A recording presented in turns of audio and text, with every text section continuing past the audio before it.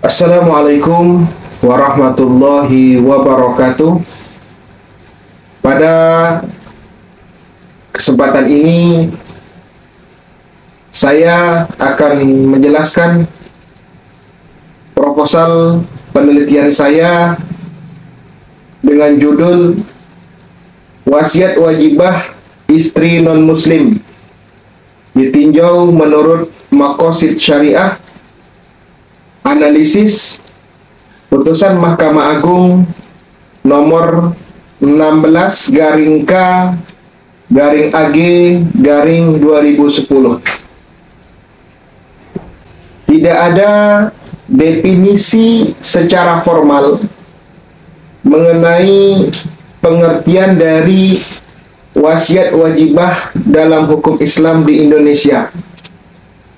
Namun demikian,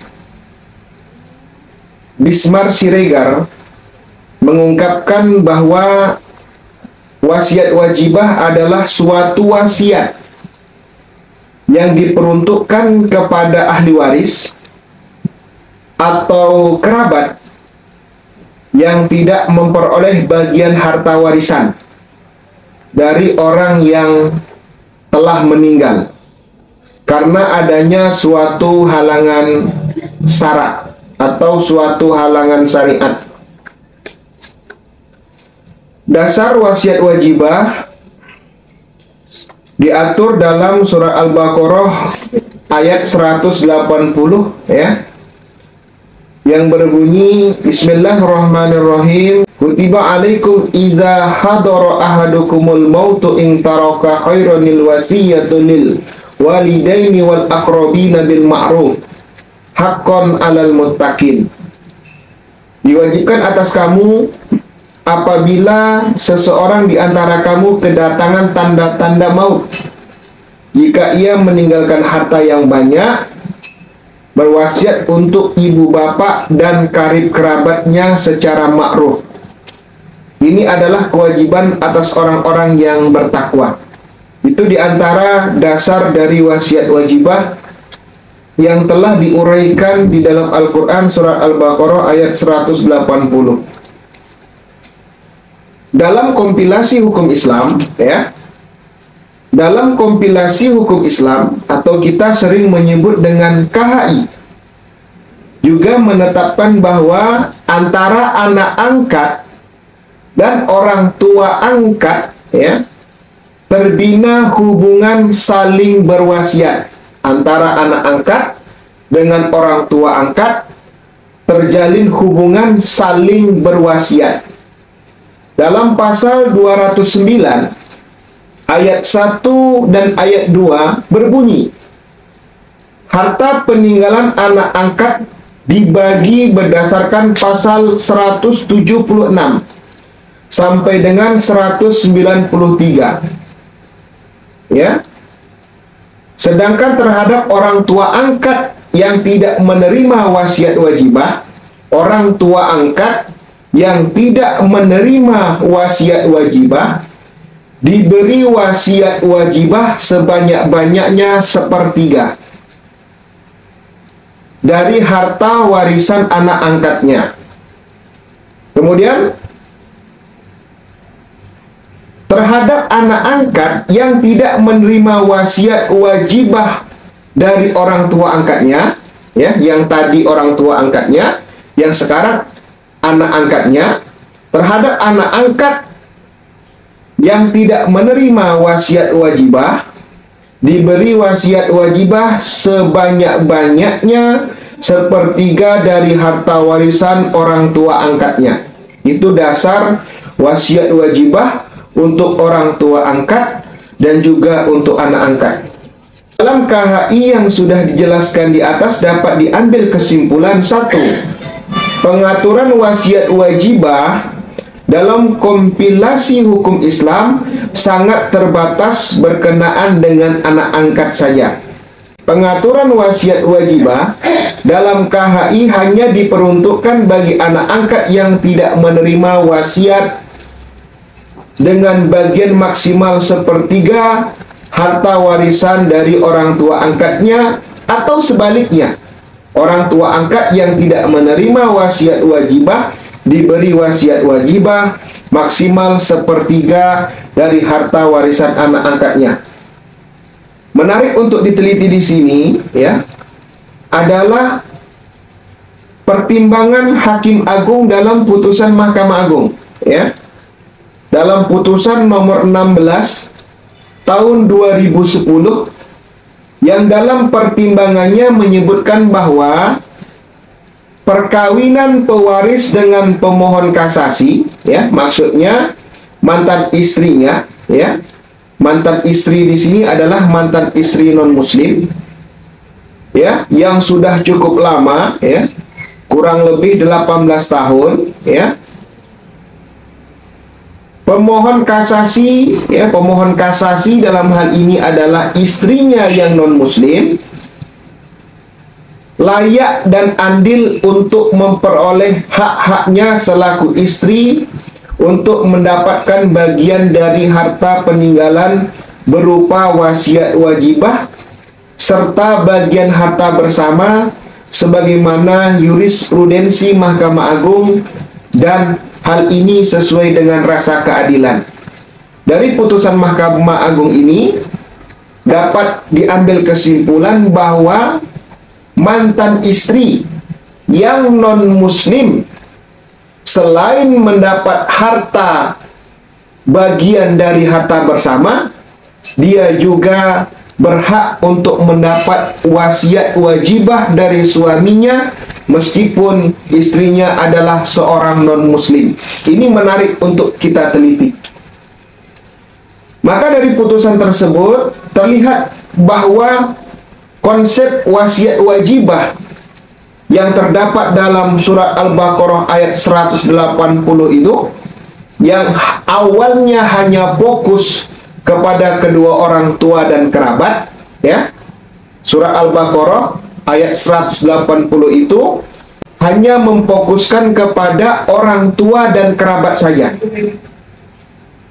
Namun kemudian bergeser dengan berijtihad Hakim Agung bahwa wasiat wajibah itu tidak hanya diperuntukkan untuk orang tua dan kerabat saja, namun juga diberikan kepada mantan istrinya atau bekas istrinya yang tidak beragama Islam atau non-muslim. Yang jelas-jelas ya, yang jelas-jelas bisa kita pahami dari putusan tersebut, terlihat bahwa konsep wasiat wajibah yang termaktub dalam surat Al-Baqarah ayat 180 yang awalnya hanya fokus kepada kedua orang tua dan kerabat, nampaknya sudah bergeser dengan berijtihad Hakim Agung, yaitu sudah bertambah kepada mantan istri yang jika dilihat sudah tidak memiliki hubungan kekerabatan lagi karena sudah bercerai. Dan yang lebih menariknya lagi, wasiat wajibah diberikan kepada mantan istri yang sudah tidak satu akidah lagi dengan mantan suaminya atau non-muslim. Yang jelas-jelas dalam ilmu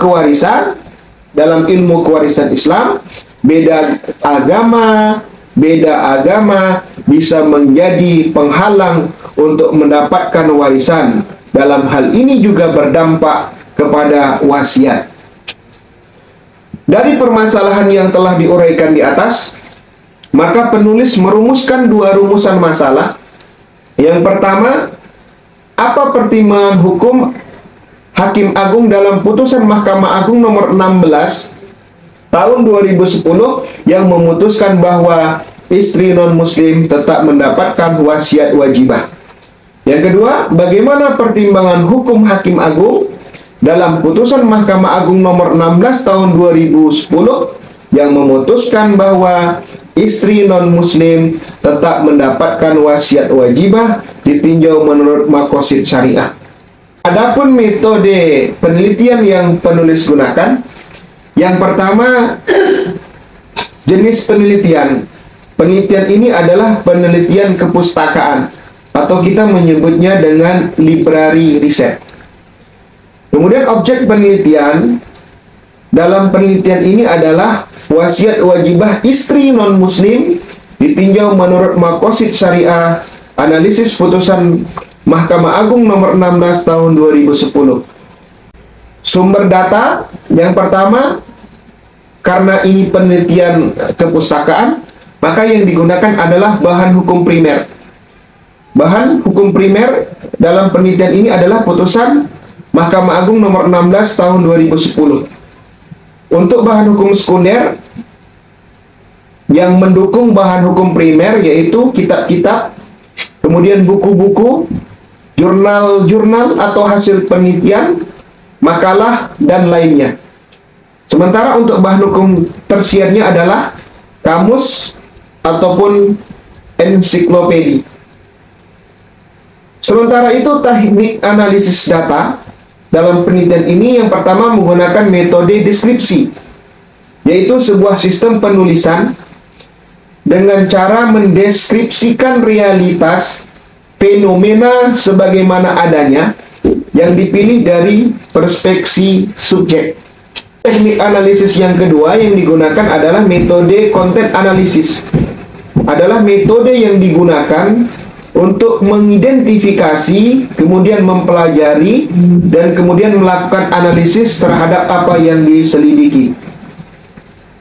Setelah itu metode pembahasan secara induktif dari khusus ke umum, kemudian deduktif dari umum ke khusus, kemudian komparasi yaitu gabungan kedua-duanya, induktif dan deduktif. Rencana pembahasan pada bab 1 dimulai dari pendahuluan yang terdiri dari beberapa pembahasan yaitu latar belakang masalah, kemudian rumusan masalah, tujuan penelitian, manfaat serta kegunaan penelitian. Kemudian pada bab 2-nya landasan teori atau telaah kepustakaan yang terdiri dari beberapa pembahasan yaitu yang pertama pengertian wasiat wajibah, kemudian dasar hukum wasiat wajibah, kemudian hukum wasiat wajibah. Kemudian pada bab 3 metodologi penelitian yang terdiri dari beberapa pembahasan, jenis penelitian, objek penelitian, populasi dan sampel, sumber data, teknik analisis dan metode pembahasan serta kajian penelitian terdahulu.